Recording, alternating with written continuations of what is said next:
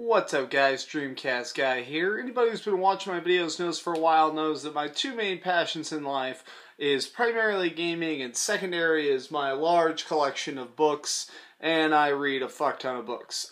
So J.J. Abrams and Doug Dorst teamed up together for this strange project simply called S. Now, people have been reading this book, and there's kind of some discussion on the proper way to read it, because it's actually quite a mystery, quite a huge twist. So let me just go over it real fast and explain to you, to anybody who's going to buy this, what I think is the best way to read this to fully understand the mystery and to get through the clues the best. Okay, so the book itself is in this fancy sleeve, and you can see it's basically like got a little like slip cover like a lot of collectible books in the early 19th century had. So basically what it is that you're actually reading the Ship of Theseus by Straka. Now Straka was an anonymous author supposedly in like the book universe, and these two students have found it, and so they are currently reading through it, and one is putting annotations, and then at the end of each day she'll like read a chapter, do some investigating on it, and then write her annotations in the margin, and another student is coming along and putting his annotations to her annotations, kind of having a running dialogue in the margins of the book.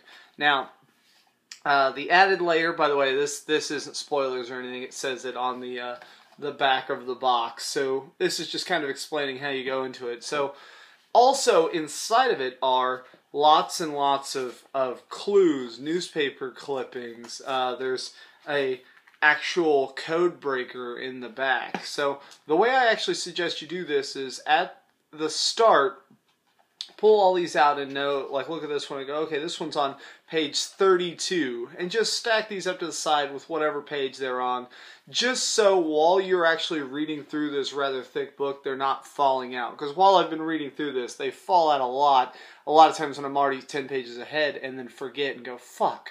Okay, so the basic way I think you should do it is read the book itself first, just as a normal novel, and ignore all the annotations.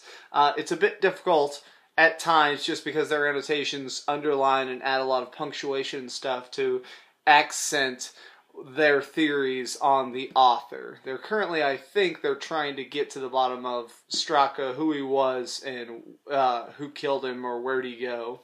So the students are pretty good about it, but you don't want to read any of the annotations. I started it out reading the annotations in the book as one, and it was full of fucking spoilers.